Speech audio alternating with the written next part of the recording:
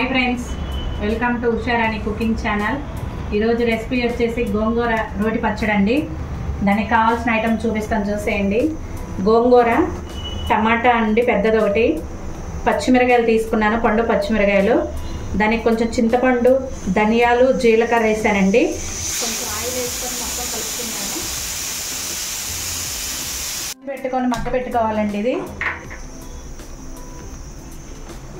గోంగూర ఇలా మగ్గిపోయిందండి, ఉడికిపోయింది।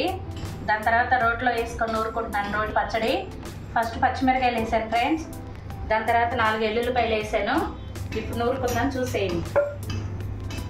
కొంచెం లైట్గా సాల్ట్ వేసుకోండి। ఎల్లుల్లిపాయలను గోంగూర వేసుకోండి। ఇప్పుడు మెదిగాక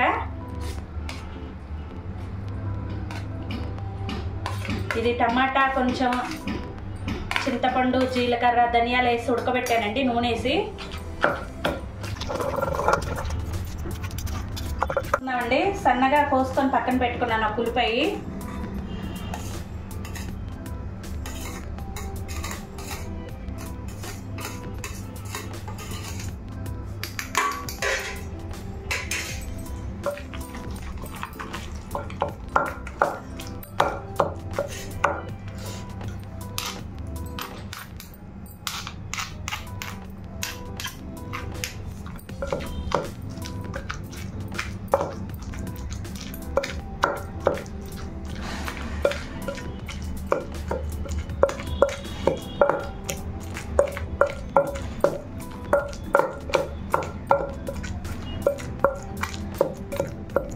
ఉల్లిపాయ అంతా కలిసేదాకా నూరుకోండి। ఇది